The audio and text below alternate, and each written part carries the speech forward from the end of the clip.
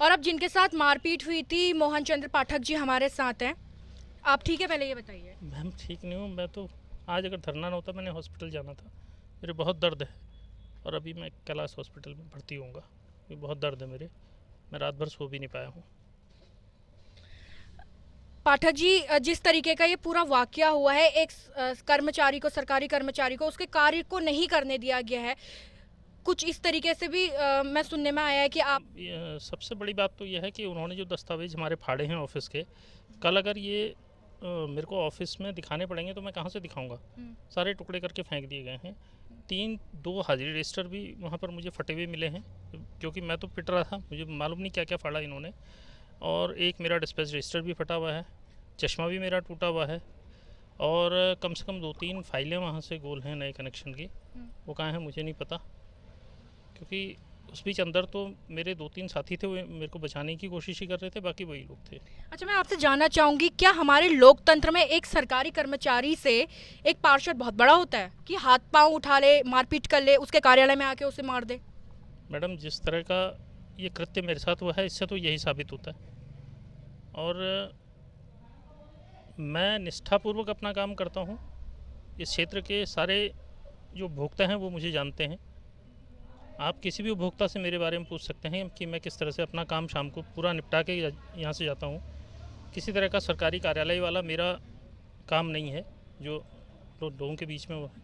मैं चाहता हूँ कि लोगों के काम हो। मैं दिन में भी, लंच में भी यहाँ से तभी उठता हूँ जब यहाँ कोई एक भी आदमी नहीं होता। मोस्टली मेरा लंच में जाने का टाइम 3 से 3:30 बजे के आसपास का है। अच्छा, आपका इससे पहले जो पार्षद है अभिषेक पंत, उसके साथ कोई ऐसी लड़ाई झगड़ा या बोलचाल में कुछ था? नहीं मैम, ऐसा कुछ नहीं था। इस सारे प्रकरण के बाद आपके घर पे भी इसका इफेक्ट पड़ा होगा, उनमें भी डर का माहौल रहा होगा? जी, घर में तो मैं कोशिश की ना बताऊं। मैं डर, पता नहीं क्यों मैं बताने में बहुत हिचक रहा था, लेकिन जब ये कल पता लग गया सबको तो मेरी वाइफ और बच्चे मुझ पे ही नाराज़ होने लगे कि तुम हमें ही नहीं बता रहे हो तो हम क्या तुम्हारा साथ देंगे। तो अब आगे आप क्या कह रहे हैं कि आप क्या आगे क्या करना चाहते हैं अब आप लोग? मैं सिर्फ ये चाहता हूँ कि इस तरह का जिसने मेरे साथ किया है वो सीधे जेल जाए। मुझे उससे न माफ़ी मंगवानी है न कुछ करना है। मैं सिर्फ उसको जेल के अंदर देखना चाहता हूँ बस। और जितना भी यहाँ नुकसान हुआ है, ख़ास तौर पे मेरे जो पेपर हैं, कल को ऑडिट होगा तो मैं क्या जवाब दूंगा। और जो मेरे चोट लगी है, अगर मुझे कुछ हो जाता है तो मेरी हत्या का ब्लेम इसी के ऊपर आना चाहिए और जो इसके संरक्षण देने वाले हैं उन पे आना चाहिए। नमस्कार, आपका स्वागत है पर्वतवाणी लाइव में और आपके साथ मैं मीनाक्षी सा। इस वक्त मैं आईटी पार्क सहस्त्रधारा में बिजली विभाग के कार्यालय में मौजूद हूँ और तमाम कर्मचारी यहाँ पर मौजूद हैं जो कि इंसाफ की गुहार लगा रहे हैं। जिस तरीके से पार्षद का रवैया था अभिषेक पंत, उसको लेकर आज भी इनका धरना जारी है। अब तब से लेकर अब तक में क्या कार्रवाई हुई है, इन लोगों से जानेंगे क्या क्या हुआ है आप लोगों से बीते दिनों में और अब क्या कार्रवाई हुई है। देखिए, कार्रवाई के नाम पे पुलिस ने एफआईआर लॉन्च करा दी है, जिसकी कॉपी हमें जो है व्हाट्सएप के माध्यम से उपलब्ध कराई। जब अखबारों में आ गया, मीडिया में आ गया, उसके बाद भी जब हमने कहा कि उनको गिरफ्तार तो करो, बैठाओ तो सही, तो कहते हैं कि अभिषेक पंत जी के लिए कहते हैं कि उनके खिलाफ जो ऐसी कोई धाराएं नहीं लगी हुई जो उनको 7 साल से कम की सज़ा होती है, इसलिए उनको गिरफ्तार नहीं किया जा सकता। हमने पुलिस वालों से ये कहा कि जब अगर हम पार्षद जी के मार देते तो क्या हमें गिरफ्तार ना करते? विद इन सेकेंड वो हमें गिरफ्तार कर लेते, पर पार्षद जी के खिलाफ कोई कार्रवाई नहीं कर रहे।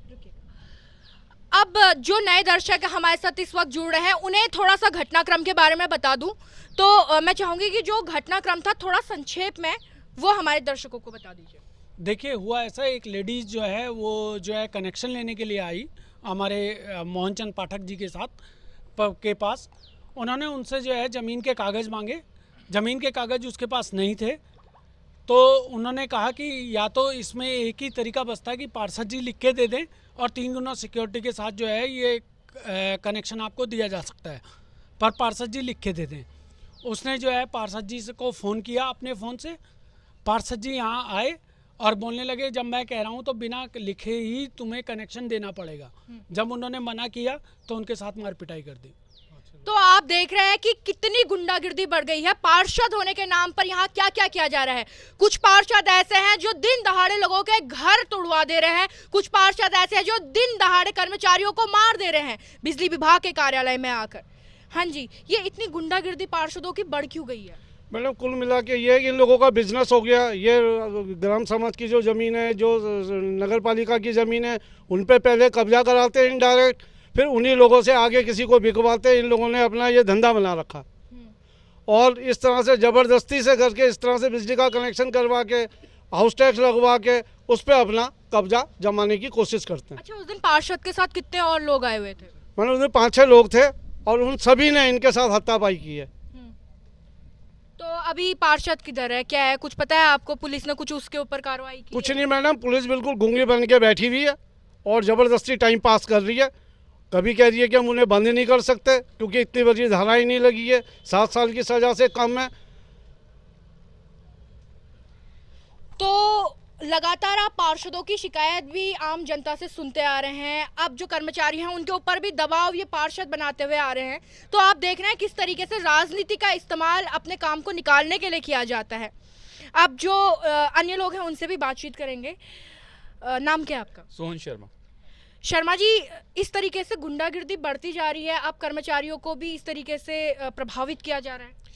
देखिए ऐसा है, ये सत्ता के मद में चूर हैं ये लोग, और मेरा तो साफ कहना है कि अगर जो आप इस तरह से गुंडागिर्दी पे ही उतारू हैं तो फिर सत्ता पक्ष में हो चाहे विपक्ष में हो, तो आपको कोई अधिकार नहीं कि आप सरकारी कार्यालय में घुसकर गुंडागिर्दी मचाएं और इस तरह से कर्मचारी को पीटें। जबकि आपसे एक ईमानदारी से मांगा गया था कि एक पेपर चाहिए मुझे, उस पेपर के बिहाफ पे आपको कनेक्शन दे दिया जाएगा। लेकिन अगर गुंडागिर्दी ही उतारू है कि नहीं पेपर नहीं दिया जाएगा, मेरे कहने पे कीजिए, तो सरासर गुंडागिर्दी चल रही है। अब आप इसमें सत्ता पक्ष को कहिए या किसी को भी कहिए, जिम्मेदार तो हम लोग भी हैं। शायद हम लोगों ने इनको बिठाया है कुर्सी पर, ये हम लोगों के ही ऊपर चढ़ रहे हैं। तो लेकिन ये ऊर्जा कामगार संगठन इसका विरोध कर रहा है और विरोध करता रहेगा। आज हमने सांकेतिक धरना दिया है, सोमवार से हम लोग इसी रोड पर अपना विधिवत धरना देंगे। शर्मा जी, पार्षद की इस घटना के बाद यहाँ से कोई आया आपसे मिलने के लिए, पार्टी की तरफ से, सत्ता दल की तरफ से या विधायक, कोई भी आपसे मिलने आया? देखिए मेजोरिटी जब जिस पार्टी के पास होती है वो जरूरत नहीं समझती है। They are in ruling party, तो उन लोगों को लग ही नहीं रहा है कि कुछ हुआ है। उन लोग रहा है कर्मचारी को पीट दिया गया है, आम बात है, 2-4 दिन में मामला ठंडा पड़ जाएगा क्योंकि पुलिस उनकी है, सत्ता उनकी है, सब चीज़ें तो उनके पास हैं।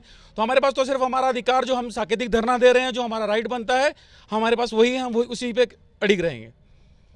चलिए, अब जो मुख्य विक्टिम है उनसे भी बात करते हैं। फिलहाल वो अभी पुलिस के साथ अंदर अपना जो बयान है उसे दर्ज करा रहे हैं। उनके बाहर आते ही हम उनसे बात करेंगे। तो देख रहे हैं आप कि हमारे और आपके उत्तराखंड में क्या कुछ हो रहा है, कितनी गुंडागिर्दी बढ़ गई है और गुंडागिर्दी बढ़ाने वाले हैं ये पार्षद। आपने पीछे जो मैंने अभी थोड़ा देर पहले ब्रीफ किया था, कुछ समय पहले भी ऐसी घटना सुनी थी कि पार्षदों के वजह से ये हुआ वो हुआ, और अब आप देखिए सरकारी कर्मचारियों को काम नहीं करने दिया जा रहा है। एक कर्मचारी जो अपना काम निष्ठापूर्वक कर रहा है, कह रहे हैं कि हाँ पेपर्स लाइए, आपको कनेक्शन मिल जाएगा, बिजली का कनेक्शन ऐसे तो ना मिल जाता है।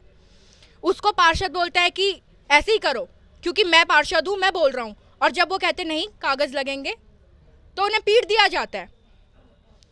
अब ये सवाल पूरी उत्तराखंड की जनता से है कि क्या ऐसे पार्षद को सजा नहीं होनी चाहिए? पहले तो सरकारी कामकाज में जो दखलंदाजी कर रहे हो, दूसरा सरकारी दफ्तर में जाकर सरकारी कर्मचारी को इस तरीके से मार रहे हो, और तीसरा किसी पर हाथ उठाना कहाँ तक तर्क संगत है? ये सवाल मैं आप सभी के लिए छोड़े जाती हूँ। फिलहाल मेरे साथ इतना ही, आप बने रहिएगा पर्वतवाणी लाइव के साथ।